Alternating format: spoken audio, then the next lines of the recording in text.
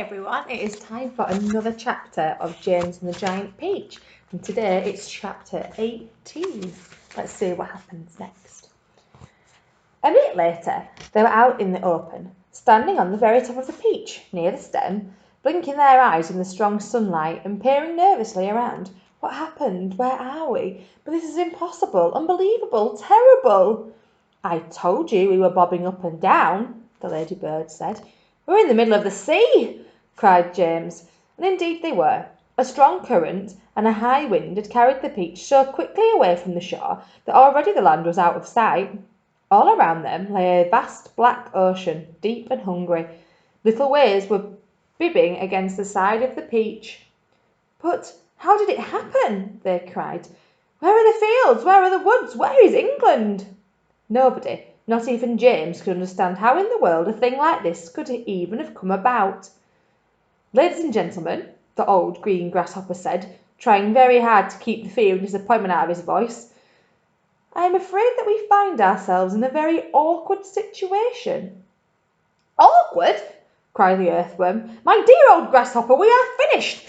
Every one of us is about to perish. I may be blind, you know, but that much I can see quite clearly. Off with my boots, shouted the centipede. I cannot swim with my boots on. I can't swim at all, cried the ladybird. Nor can I, wailed the glowworm. Nor can I, said Miss Spider. None of us three girls can swim a single stroke. But you won't have to swim, said James calmly. We are floating beautifully, and sooner or later a ship is bound to come along and pick us up. They all stared at him in amazement. Are you quite sure that we are not sinking? The ladybird asked. Of course I'm sure, answered James. Go and look for yourselves. They all ran over to the side of the peach and peered down at the water below. The boy is quite right, the old green grasshopper said. We are floating beautifully. Now we must all sit down, keep perfectly calm. Everything will be all right in the end. What absolute nonsense, cried the earthworm.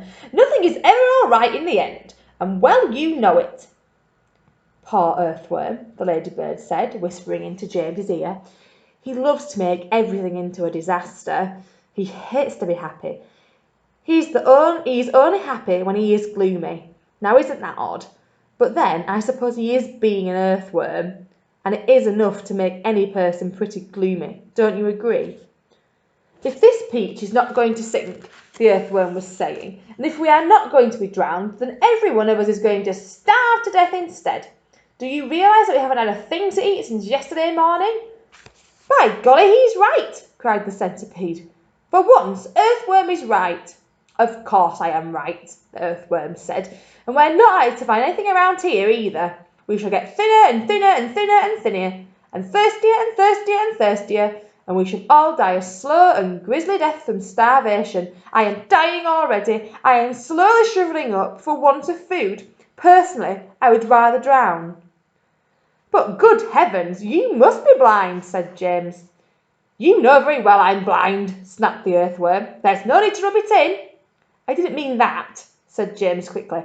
I'm sorry, but can't you see that? See? Shouted the poor earthworm. How can I see if I'm blind? James took a deep, slow breath. Can't you realise, he said patiently, that we have enough food here to last us for weeks and weeks? Where? They said. Where? Why, the peach, of course. Our whole ship is made of food. Jumping Jehoshaphat, they cried. We never thought of that. My dear James, said the old green grasshopper, laying a front leg affectionately on James's shoulder. I don't know what we'd do without you. You are so clever. Ladies and gentlemen, we are saved again. We are most certainly not, said the earthworm. You must be crazy. You can't eat the ship. It's anything that's keeping us up. We shall starve if we don't, said the centipede. And we shall drown if we do, cried the earthworm. Oh dear, said the old green grasshopper. Now we're worse off than before. Couldn't we just eat a little bit of it? Asked Miss Spider. I'm so dreadfully hungry.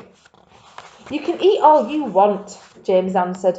It would take us weeks and weeks to make any sort of dent in this enormous peach. Surely you can see that. Good heavens, he's right again, cried the old green grasshopper, clapping his hands. It would take weeks and weeks. Of course it would. But let's not go making a lot of holes all over the deck. I think we'd better simply scoop it out of that tunnel over there, the one that we've just come up by. An excellent idea, said the ladybird.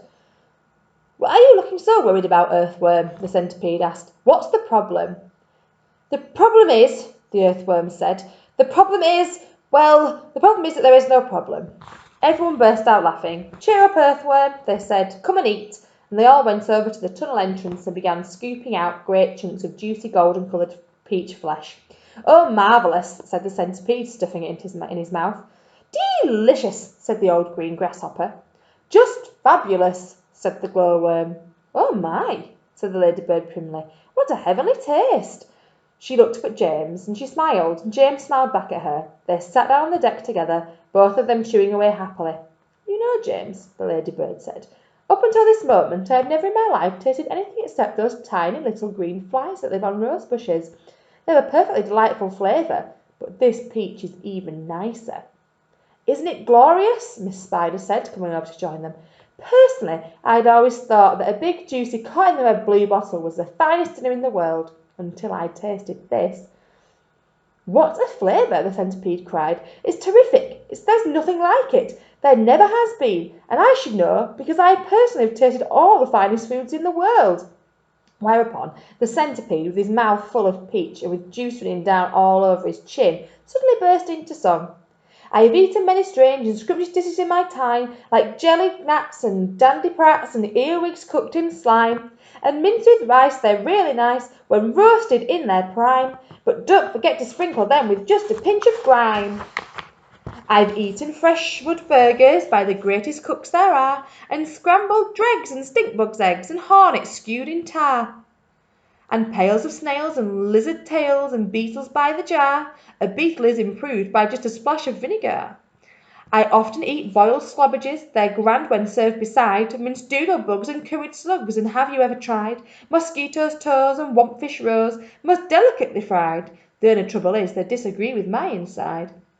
I'm mad for crispy wasp stings on a piece of buttered toast, and pickled spines of porcupines, and then a gorgeous roast of dragon's flesh well hung, not fresh. It costs £1 at most, and comes to you in barrels if you order it by post. I crave the tasty tentacles of octopi for tea. I like hot dogs, I love hot frogs, and surely you'll agree. A plate of soil with engine's oil, a superb recipe. I hardly need to mention that it's practically free. For dinner on my birthday, shall I tell you what I choose? Hot noodles made from poodles on a slice of garden hose, and rather smelly jellies made of armadillo toes. The jelly is delicious, but you have to hold your nose.